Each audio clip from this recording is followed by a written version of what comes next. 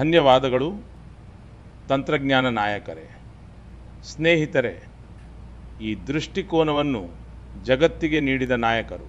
ಈಗ ನಾನು ಗೌರವಾನ್ವಿತ ಪ್ರಧಾನಮಂತ್ರಿಯವರನ್ನು ಅವರ ಉದ್ಘಾಟನಾ ಭಾಷಣಕ್ಕಾಗಿ ಆಹ್ವಾನಿಸುತ್ತೇನೆ.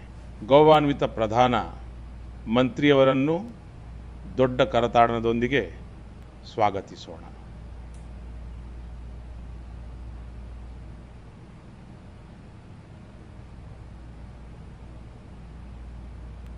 ಗಣ್ಯರೇ, ಮಾನ್ಯ ಮಂತ್ರಿಗಳೇ, ಕೈಗಾರಿಕಾ ನಾಯಕರು, ನವೋದ್ಯಮಿಗಳು,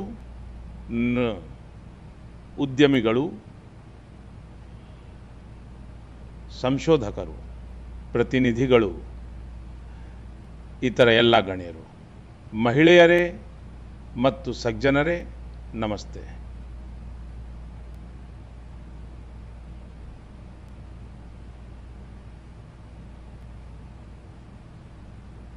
ಜಗತ್ತಿನ ಅತಿ ದೊಡ್ಡ ಮತ್ತು ಐತಿಹಾಸಿಕ ಎಎಎ ಇಂಪ್ಯಾಕ್ಟ್ ಶೃಂಗಸಭೆಗೆ ನಿಮ್ಮೆಲ್ಲರಿಗೂ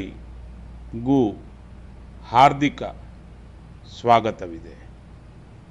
ಈ ಶೃಂಗಸಭೆಯು ಯಾವ ಭಾರತದಲ್ಲಿ ಇದು ನಡೆಯುತ್ತಿದೆಯೋ ಆ ಭಾರತವು ಮಾನವಕುಲದ 6ನೇ 1 ಭಾಗವನ್ನು ಪ್ರತಿನಿಧಿಸುತ್ತದೆ. ವಿಶ್ವ ಇಲ್ಲಿನ ಅತಿ ದೊಡ್ಡ ಯುವಜನಸಂಖ್ಯೆಯ ದೇಶವಾಗಿದೆ. ಭಾರತವು ಟ್ಯಾಲೆಂಟ್ ಮತ್ತು ಪೂಲ್ನ ಕೇಂದ್ರವಾಗಿದೆ. ಇದು ಅತಿ ದೊಡ್ಡ ಟೆಕ್ ಎನೇಬಲ್ಡ್ ಇಕೋಸಿಸ್ಟಮ್ಗೆ ಒಂದು ಉದಾಹರಣೆಯಾಗಿದೆ. ಭಾರತವು ತಂತ್ರಜ್ಞಾನ ಕ್ಷೇತ್ರದಲ್ಲಿ ಪ್ರಮುಖವಾಗಿದೆ. ಹೌದು, ಇದು ಸೃಷ್ಟಿಸುತ್ತದೆ ಕೂಡ ಮತ್ತು ಅಭೂತಪೂರ್ವ ವೇಗದಲ್ಲಿ ಅದನ್ನು ಅಳವಡಿಸಿಕೊಳ್ಳುತ್ತದೆ. ಹೊಸ ತಂತ್ರಜ್ಞಾನದ ಬಗೆಗಿನ ಉತ್ಸಾಹ ಮತ್ತು ಕುತೂಹಲವನ್ನು 140 ಕೋಟಿಗೂ ಹೆಚ್ಚು ಭಾರತೀಯರ ಪರವಾಗಿ ನಾನು ನಿಮ್ಮೆಲ್ಲ heads of governments, global AI ಇಕೋಸಿಸ್ಟಮ್ನ ಲೀಡರ್ಸ್ ಮತ್ತು ಇನ್ನೋವೇಟರ್ಗಳನ್ನು ಈ ಸಮಿಟ್ಗೆ ನಾನು ಸ್ವಾಗತಿಸುತ್ತೇನೆ. ನಾನು ನಿಮ್ಮೆಲ್ಲರಿಗೂ ನನ್ನ ಕೃತಜ್ಞತೆಗಳನ್ನು ವ್ಯಕ್ತಪಡಿಸುತ್ತೇನೆ. ಈ ಸಮಿಟ್ನ ಇಷ್ಟು ಭಾರತದಲ್ಲಿ ಆಗಿರುವುದು ಇದು ಭಾರತಕ್ಕೆ ಮಾತ್ರವಲ್ಲದೆ ಇಡೀ ಗ್ಲೋಬಲ್ ಸೌತ್ಗೆ ಹೆಮ್ಮೆಯ ವಿಷಯವಾಗಿದೆ. ಈ ಶೃಂಗಸಭೆಯಲ್ಲಿ ಎಎ ಕ್ಷೇತ್ರದ ಪ್ರಮುಖ ವ್ಯಕ್ತಿಗಳು ಇಲ್ಲಿ ಉಪಸ್ಥಿತರಿದ್ದಾರೆ. ಜಗತ್ತಿನ 100ಕ್ಕೂ ಹೆಚ್ಚು ದೇಶಗಳ ಪ್ರಾತಿನಿಧ್ಯ, ಜಗತ್ತಿನ ಮೂಲೆ ಮೂಲೆಗಳಿಂದ ಇಲ್ಲಿಗೆ ಆಗಮಿಸಿದ ಗಣ್ಯರು ಇದರ ಯಶಸ್ಸನ್ನು ಹೊಸ ಎತ್ತರಕ್ಕೆ ಕೊಂಡೊಯ್ಯುತ್ತಿದ್ದಾರೆ. ಇದರಲ್ಲಿ ನಾವು ಕಂಡ ಯುವ ಪೀಳಿಗೆಯ ಉಪಸ್ಥಿತಿ ಅದು ಹೊಸ ವಿಶ್ವಾಸವನ್ನು ಮೂಡಿಸುತ್ತದೆ. ಸಾಮಾನ್ಯವಾಗಿ ಹೊಸ ತಂತ್ರಜ್ಞಾನದ ವಿಷಯದಲ್ಲಿ ಕೆಲವು ಜನರಲ್ಲಿ ಪ್ರಾರಂಭದಲ್ಲಿ ಸಂದೇಹವಿರುತ್ತದೆ. ಆದರೆ ಯಾವ ವೇಗ, ದೊಡ್ಡ ಪ್ರಮಾಣ ಮತ್ತು ವಿಶ್ವಾಸದೊಂದಿಗೆ ಜಗತ್ತಿನ ಯುವ ಪೀಳಿಗೆ ಎಐ ಅನ್ನು ಸ್ವೀಕರಿಸುತ್ತಿದೆ, ಇದರ ಮಾಲೀಕತ್ವವನ್ನು ವಹಿಸಿಕೊಳ್ಳಲಾಗುತ್ತಿದೆ ಮತ್ತು ಎಐ ಅನ್ನು ಬಳಸಿಕೊಳ್ಳಲಾಗುತ್ತಿದೆ. ಇದು ಇಲ್ಲಿ ಅಭೂತಪೂರ್ವವಾಗಿದೆ. ಎಎ ಶೃಂಗಸಭೆಯ ಪ್ರದರ್ಶನದ ಬಗ್ಗೆಯೂ ಬಹಳ ಉತ್ಸಾಹವಿತ್ತು, ವಿಶೇಷವಾಗಿ ಯುವ ಪ್ರತಿಭೆಗಳಲ್ಲಿ. ಕೃಷಿ, ಭದ್ರತೆ, ದಿವ್ಯಾಂಗರ ನೆರವು, ಬಹುಭಾಷಾ ಜನಸಂಖ್ಯೆಯ ಎಲ್ಲ ಅಗತ್ಯಗಳಿಗೆ ಸಂಬಂಧಿಸಿದಂತೆ ಇಲ್ಲಿ ಪ್ರಸ್ತುತಪಡಿಸಲಾದ ಸೊಲ್ಯೂಷನ್ಸ್ಗಳು ಬಹಳ ದೊಡ್ಡ ಸಂಖ್ಯೆಯಲ್ಲಿವೆ. ಈ ಕ್ಷೇತ್ರದಲ್ಲಿ ಮೇಡ್ ಇನ್ ಇಂಡಿಯಾದ ಶಕ್ತಿ ಎದ್ದು ಕಾಣುತ್ತಿದೆ.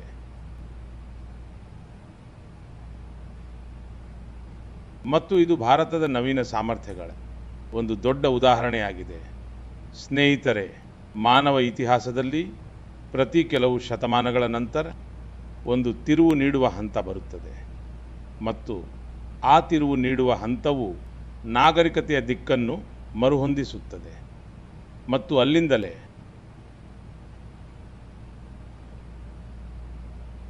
ಅಭಿವೃದ್ಧಿಯ ವೇಗವು ಬದಲಾಗುತ್ತದೆ.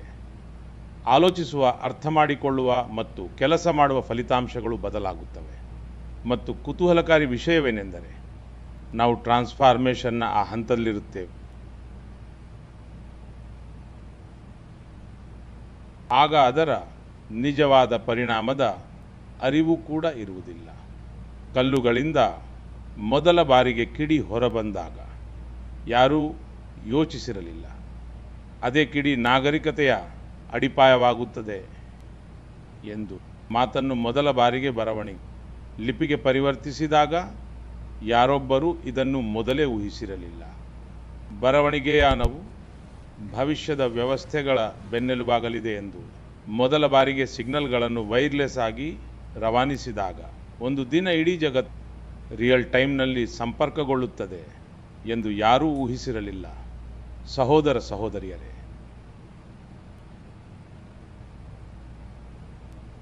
ಆರ್ಟಿಫಿಷಿಯಲ್ ಇಂಟೆಲಿಜೆನ್ಸ್ ಮಾನವ ಇತಿಹಾಸದಲ್ಲಿ ಇಂತಹ ಒಂದು ಪರಿವರ್ತನೆಯಾಗಿದೆ. ಇಂದು ನಾವು ಏನು ನೋಡುತ್ತಿದ್ದೇವೆ ಮತ್ತು ಏನು ಊಹಿಸುತ್ತಿದ್ದೇವೆ ಅದೆಲ್ಲವೂ ಇದರ ಪರಿಣಾಮದ ಕೇವಲ ಪ್ರಾಥಮಿಕ ಸೂಚನೆಯಾಗಿದೆ. ಇವು ಯಂತ್ರಗಳನ್ನು ಬುದ್ಧಿವಂತವನ್ನಾಗಿ ಮಾಡುತ್ತಿವೆ, ಆದರೆ ಅದಕ್ಕಿಂತಲೂ ಹೆಚ್ಚಾಗಿ ಇದು ಮಾನವನ ಸಾಮರ್ಥ್ಯವನ್ನು ಗಮನಾರ್ಹವಾಗಿ ಹಲವು ಪಟ್ಟು ಹೆಚ್ಚಿಸುತ್ತಿದೆ. ಈ ಪ್ರಕ್ರಿಯೆಯಲ್ಲಿರುವ ಒಂದೇ ವ್ಯತ್ಯಾಸವೆಂದರೆ ಈ ಬಾರಿ ವೇಗವು ಅಭೂತಪೂರ್ವವಾಗಿದೆ ಮತ್ತು ಅದರ ಪ್ರಮಾಣವೂ ಸಹ. ಈ ಬೆಳವಣಿಗೆ ನಿಜಕ್ಕೂ ಅನಿರೀಕ್ಷಿತವಾಗಿದೆ.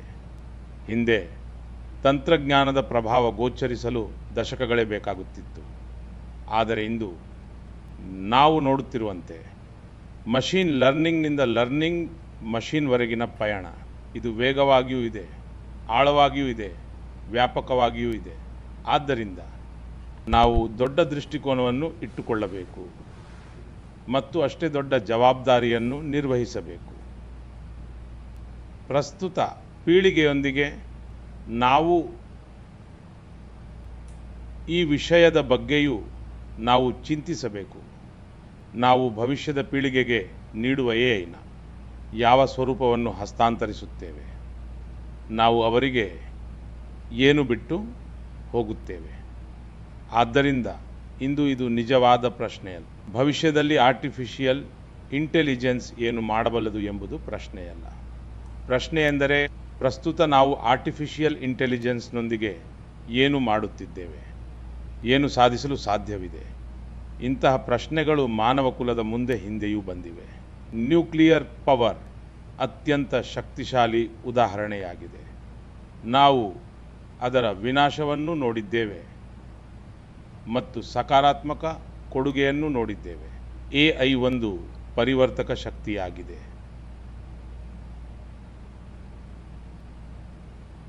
ದಿಕ್ಕು ತಪ್ಪಿದರೆ ಅದು ಕೇವಲ ಒಂದು ಡಿಸ್ರಪ್ಷನ್ ಆಗುತ್ತದೆ, ಆದರೆ ಸರಿಯಾದ ದಿಕ್ಕು ಸಿಕ್ಕರೆ ಅದು ಪರಿಹಾರವಾಗುತ್ತದೆ. ಎಐ ಅನ್ನು ಮಷೀನ್ ಸೆಂಟ್ರಿಕ್ನಿಂದ ಹ್ಯೂಮನ್ ಸೆಂಟ್ರಿಕ್ ಆಗಿ ಹೇಗೆ ಮಾಡುವುದು, ಅದನ್ನು ಸಂವೇದನಾಶೀಲ ಮತ್ತು ಉತ್ತಮವಾಗಿ ಜವಾಬ್ದಾರಿಯುತವಾಗಿ ಹೇಗೆ ರೂಪಿಸುವುದು, ಇದುವೇ ಈ ಗ್ಲೋಬಲ್ ಎಐ ಇಂಪ್ಯಾಕ್ಟ್ ಸಮ್ಮಿಟ್ನ ಮೂಲ ಉದ್ದೇಶವಾಗಿದೆ. ಸ್ನೇಹಿತರೆ, ಭಾರತವು ಎಐ ಅನ್ನು ಯಾವ ದೃಷ್ಟಿಕೋನದಿಂದ ನೋಡುತ್ತದೆ ಈ ಶೃಂಗಸಭೆಯ ಥೀಮ್ನಲ್ಲಿ ಸ್ಪಷ್ಟ ಪ್ರತಿಬಿಂಬವಿದೆ. ಅದು ಸರ್ವಜನ ಹಿತಾಯ, ಸರ್ವಜನ ಸುಖಾಯ, ಅಂದರೆ ಎಲ್ಲರ ಕಲ್ಯಾಣಕ್ಕಾಗಿ, ಎಲ್ಲರ ಸಂತೋಷಕ್ಕಾಗಿ ಎಂಬುದಾಗಿದೆ.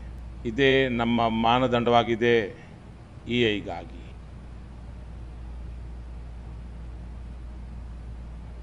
ಮಾನವ ಕೇವಲ ಡೇಟಾ ಪಾಯಿಂಟ್ ಆಗಿ ಉಳಿಯಬಾರದು, ಕೇವಲ ಕಚ್ಚಾ ವಸ್ತುವಾಗಿ ಸೀಮಿತಗೊಳ್ಳಬಾರದು. ಆದ್ದರಿಂದ ಎಐ ಅನ್ನು ಪ್ರಜಾಪ್ರಭುತ್ವಗೊಳಿಸಬೇಕು. ಇದನ್ನು ಸಮಾವೇಶ ಮತ್ತು ಸಬಲೀಕರಣದ ಮಾಧ್ಯಮವನ್ನಾಗಿ ಮಾಡಬೇಕು. ವಿಶೇಷವಾಗಿ ಗ್ಲೋಬಲ್ ಸೌತ್ಗೆ ಇದನ್ನು ತಲುಪಿಸಬೇಕು. ಮಿತ್ರರೇ, ನಾವು ಎಐಗೆ ಓಪನ್ ಸ್ಕೈ ಕೂಡ ನೀಡಬೇಕು. ಮತ್ತು ಇನ್ನೊಂದು ವಿಷಯವೆಂದರೆ ಕಮಾಂಡ್ ಕೂಡ ನಮ್ಮ ಕೈಯಲ್ಲಿ ಇರಬೇಕು. GPS ವ್ಯವಸ್ಥೆಯು ಕಾರ್ಯನಿರ್ವಹಿಸುವಂತೆ. GPS ನಮಗೆ ದಾರಿ ತೋರಿಸುತ್ತದೆ, ಆದರೆ ನಾವು ಯಾವ ದಿಕ್ಕಿನಲ್ಲಿ ಹೋಗಬೇಕು ಇದರ ಅಂತಿಮ ನಿರ್ಧಾರ ನಮ್ಮದೇ ಆಗಿರುತ್ತದೆ. ನಮ್ಮ ಭವಿಷ್ಯದ ನಿರ್ಧಾರ ನಮ್ಮ ಕೈಯಲ್ಲೇ ಇರುತ್ತದೆ. ಇಂದು ನಾವು AI ಅನ್ನು ಯಾವ ದಿಕ್ಕಿನಲ್ಲಿ ಕೊಂಡೊಯ್ಯುತ್ತೇವೆಯೋ ಅದೇ ರೀತಿ ನಮ್ಮ ಭವಿಷ್ಯವು ನಿರ್ಧಾರವಾಗುತ್ತದೆ. ಮಿತ್ರರೇ, ಇಂದು ನವದೆಹಲಿಯ ಇಂಪ್ಯಾಕ್ಟ್ ಶೃಂಗಸಭೆಯಲ್ಲಿ ನಾನು AIಗಾಗಿ ನನ್ನ ದೃಷ್ಟಿಕೋನವನ್ನು ಹಂಚಿಕೊಳ್ಳುತ್ತೇನೆ. ನಾವು ಮಾನವ್ ಎಂಬ ಈ ಪರಿಕಲ್ಪನೆಯನ್ನು ಪ್ರಸ್ತುತಪಡಿಸುತ್ತಿದ್ದೇವೆ.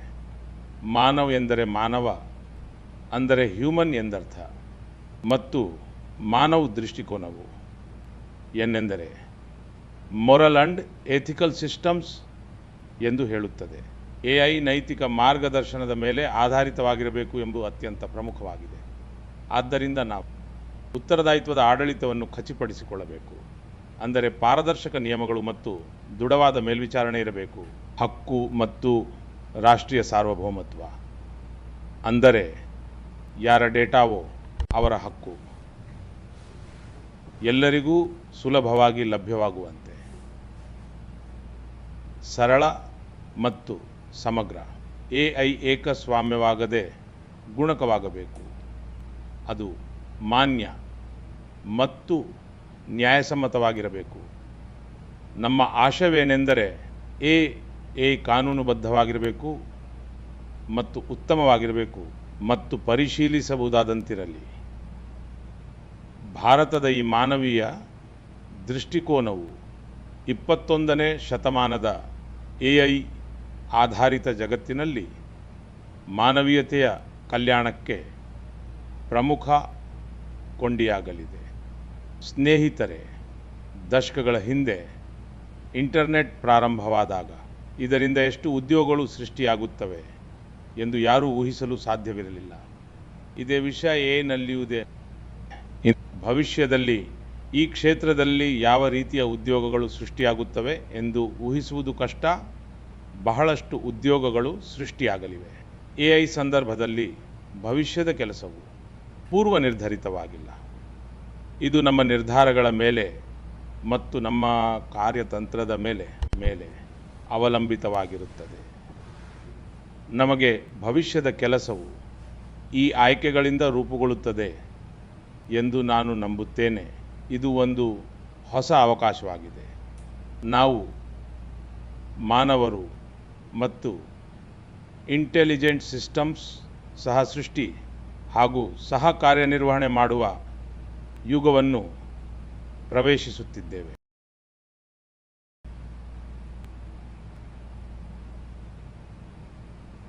ಮತ್ತು ವಿಕಸನಗೊಳ್ಳುವ AI ನಮ್ಮ ಕೆಲಸವನ್ನು ಇನ್ನಷ್ಟು ಸ್ಮಾರ್ಟ್, ಪರಿಣಾಮಕಾರಿ ಮತ್ತು ಪ್ರಭಾವಶಾಲಿಯನ್ನಾಗಿ ಮಾಡುತ್ತದೆ. ನಾವು ಉತ್ತಮವಾಗಿ ವಿನ್ಯಾಸಗೊಳಿಸುತ್ತೇವೆ, ವೇಗವಾಗಿ ನಿರ್ಮಿಸುತ್ತೇವೆ ಮತ್ತು ಉತ್ತಮ ನಿರ್ಧಾರಗಳನ್ನು ತೆಗೆದುಕೊಳ್ಳಲು ಸಾಧ್ಯವಾಗುತ್ತದೆ. ಇದರಿಂದ ಹೆಚ್ಚಿನ ಜನರಿಗೆ ಉತ್ತಮ ಮೌಲ್ಯದಂತಹ ಹಲವು ಪಾತ್ರಗಳು, ಸೃಜನಾತ್ಮಕವಾದ ಹೊಸ ಕಾರ್ಯಗಳು ಮತ್ತು ಅರ್ಥಪೂರ್ಣವಾದ ಜವಾಬ್ದಾರಿಗಳು ದೊರೆಯುತ್ತವೆ. ಭವಿಷ್ಯದ ದೃಷ್ಟಿಯಿಂದ ನೋಡಿದಾಗ ಇದು ನ್ಯಾಯಶೀಲತೆ ಮತ್ತು ಹೊಸ ಕೈಗಾರಿಕೆಗಳಿಗೆ ದೊಡ್ಡ ಅವಕಾಶವಾಗಿದೆ. ಈ ಕಾರಣದಿಂದಾಗಿ ನಮಗೆ ಕೌಶಲ್ಯ ತರಬೇತಿ ಅತ್ಯಗತ್ಯವಾಗಿದೆ. ರಿಸ್ಕಿಲ್ಲಿಂಗ್ ಮತ್ತು ಲೈಫ್ ಲಾಂಗ್ ಲರ್ನಿಂಗ್ ಅನ್ನು ಜನ ಆಂದೋಲನವನ್ನಾಗಿ ಮಾಡಬೇಕು. ಸ್ನೇಹಿತರೆ, ಫ್ಯೂಚರ್ ಆಫ್ ವರ್ಕ್ ಸಮಗ್ರ, ವಿಶ್ವಾಸಾರ್ಹ ಮತ್ತು ಮಾನವ ಕೇಂದ್ರಿತವಾಗಿರುತ್ತದೆ. ನಾವು ಒಟ್ಟಾಗಿ ಮುಂದುವರಿದರೆ ಆಗ ಆರ್ಟಿಫಿಷಿಯಲ್ ಇಂಟೆಲಿಜೆನ್ಸ್ ಇದು ಸಮಸ್ತ ಮಾನವಕುಲದ ಸಾಮರ್ಥ್ಯವನ್ನು ಹೊಸ ಎತ್ತರಗಳಿಗೆ ಕೊಂಡೊಯ್ಯುತ್ತದೆ. ಸ್ನೇಹಿತರೆ, ಸೂರ್ಯನ ಬೆಳಕು ಅತ್ಯುತ್ತಮ ಸೋಂಕು ನಿವಾರಕ ಎಂದು ಹೇಳಲಾಗುತ್ತದೆ. ಇದು ಸಂಪೂರ್ಣವಾಗಿ ಸರಿಯಾಗಿದೆ. ಅಂದರೆ ಪಾರದರ್ಶಕತೆಯೇ ಅತಿ ದೊಡ್ಡ ಸುರಕ್ಷತೆಯಾಗಿದೆ. ಕೆಲವು ದೇಶಗಳು ಮತ್ತು ಕಂಪನಿಗಳು AI ಒಂದು ಕಾರ್ಯತಂತ್ರ ಆಸ್ತಿ ಎಂದು ನಂಬುತ್ತವೆ. ಆದ್ದರಿಂದ ಇದನ್ನು ಗೌಪ್ಯವಾಗಿ ಅಭಿವೃದ್ಧಿಪಡಿಸಬೇಕು. ಆದರೆ ಭಾರತದ ಚಿಂತನೆ ಭಿನ್ನವಾಗಿದೆ. ನಾವು ನಂಬುತ್ತೇವೆ AI ನಂತಹ ತಂತ್ರಜ್ಞಾನವು ಜಗತ್ತಿಗೆ ನಿಜವಾಗಿಯೂ ಪ್ರಯೋಜನಕಾರಿಯಾಗಲಿದೆ. ಅದನ್ನು ಹಂಚಿಕೊಂಡಾಗ ಕೋಡ್ ಮತ್ತು ರಸ್ತೆಗಳನ್ನು ತೆರೆಯಲಾಗುವುದು ಹಾಗೂ ಹಂಚಿಕೊಳ್ಳಲಾಗುವುದು. ಆಗ ಮಾತ್ರ ನಮ್ಮ ಲಕ್ಷಾಂತರ ಯುವ ಮನಸ್ಸುಗಳು ಅವುಗಳನ್ನು ಇನ್ನಷ್ಟು ಉತ್ತಮ ಮತ್ತು ಸುರಕ್ಷಿತವಾಗಿಸಲು ಸಾಧ್ಯವಾಗುತ್ತದೆ. ಆದ್ದರಿಂದ ನಾವೆಲ್ಲರೂ ಒಟ್ಟಾಗಿ ಈ ಸಂಕಲ್ಪವನ್ನು ತೆಗೆದುಕೊಳ್ಳೋಣ. AI ಜಾಗತಿಕ ಸಾರ್ವತ್ರಿಕ ಒಳಿತಾಗಿ ಅಭಿವೃದ್ಧಿಪಡಿಸಲಾಗುವುದು. ಸ್ನೇಹಿತರೆ, ಇಂದಿನ ಒಂದು ಬಹುದೊಡ್ಡ ಅವಶ್ಯಕತೆ ಏನೆಂದರೆ ಜಾಗತಿಕ ಮಾನದಂಡಗಳನ್ನು ರೂಪಿಸುವುದು.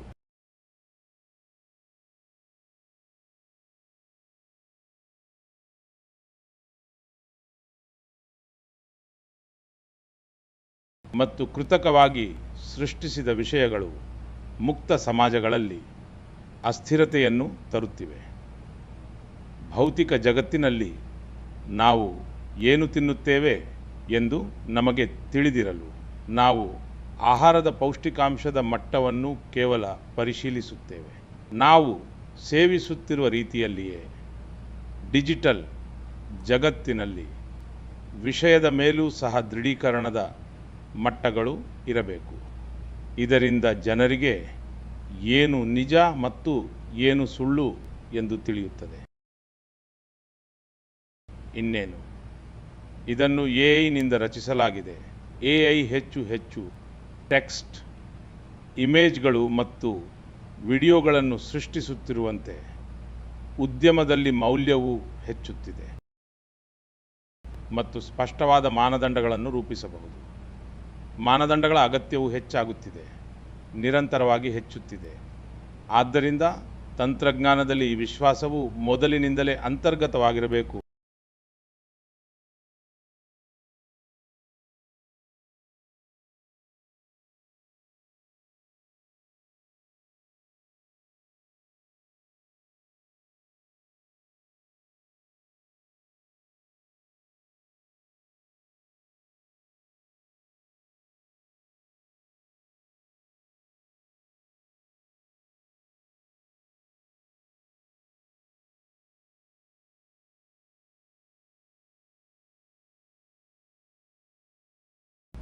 ಇಂದು ಜಗತ್ತಿನಲ್ಲಿ ಎರಡು ರೀತಿಯ ಜನರಿದ್ದಾರೆ.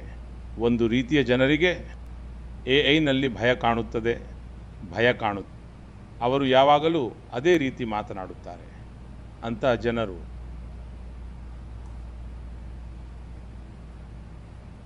ಕೆಲವರಿಗೆ AI ಭಯ ಕಾಣುತ್ತದೆ, ಇನ್ನು ಕೆಲವರಿಗೆ ಅದರಲ್ಲಿ ಅದೃಷ್ಟ ಕಾಣುತ್ತದೆ. ಮತ್ತು ಸ್ನೇಹಿತರೆ, ನಾನು ಜವಾಬ್ದಾರಿಯಿಂದ ಮತ್ತು ಹೆಮ್ಮೆಯಿಂದ ಹೇಳುತ್ತೇನೆ, ನಮಗೆ ಯಾವುದೇ ಭಯವಿಲ್ಲ. ಭಾರತವು AI ಭವ್ಯ ಭವಿಷ್ಯವನ್ನು ಕಾಣುತ್ತದೆ. ಭವಿಷ್ಯವು ಬೃಹತ್ ಪ್ರಮಾಣದಲ್ಲಿ ಕಾಣುತ್ತದೆ. ನಮ್ಮಲ್ಲಿ ಇಲ್ಲಿ ಟ್ಯಾಲೆಂಟ್ ಕೂಡ ಇದೆ, ಎನರ್ಜಿ ಕೆಪಾಸಿಟಿಯೂ ಇದೆ, ನೀತಿ ಸ್ಪಷ್ಟತೆಯೂ ಇದೆ.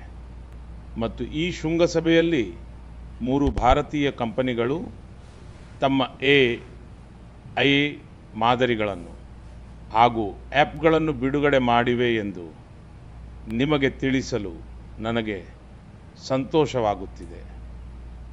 ಈ ಮಾದರಿಗಳು ನಮ್ಮ ಯುವಕರು ತಮ್ಮ ಸಾಮರ್ಥ್ಯವನ್ನು ಪ್ರದರ್ಶಿಸುತ್ತಿದ್ದಾರೆ. ಭಾರತ ನೀಡುತ್ತಿರುವ ಪರಿಹಾರಗಳ ಆಳ ಮತ್ತು ವೈವಿಧ್ಯತೆ ಗಣನೀಯವಾಗಿದ್ದು, ಇದು ನಮ್ಮ ಯುವಕರ ಸಾಮರ್ಥ್ಯದ ಪ್ರತಿಬಿಂಬವೂ ಆಗಿದೆ. ಭಾರತ ಸೆಮಿಕಂಡಕ್ಟರ್ ಕ್ಷೇತ್ರದಲ್ಲಿ ಮಹತ್ವದ ಸಾಧನೆ ಮಾಡಲಿ. ಇದಲ್ಲದೆ ಭಾರತವು ಚಿಪ್ ತಯಾರಿಕೆಯಿಂದ ಹಿಡಿದು ಕ್ವಾಂಟಮ್ ಕಂಪ್ಯೂಟಿಂಗ್ವರೆಗೆ ಸುರಕ್ಷಿತ ಮತ್ತು ಬಲವಾದ ಡೇಟಾ ಕೇಂದ್ರಗಳನ್ನು ಒಳಗೊಂಡಿರುವ ಒಂದು ಸ್ಥಿತಿಸ್ಥಾಪಕ ಪರಿಸರ ವ್ಯವಸ್ಥೆಯನ್ನು ನಿರ್ಮಿಸುತ್ತಿದೆ. ಇದು ತನ್ನ IT ಬೆನ್ನೆಲುಬನ್ನು ಮತ್ತು ಕ್ರಿಯಾತ್ಮಕ ಸ್ಟಾರ್ಟಪ್ ಪರಿಸರ ವ್ಯವಸ್ಥೆಯನ್ನು ಬಲಪಡಿಸುತ್ತಿದೆ.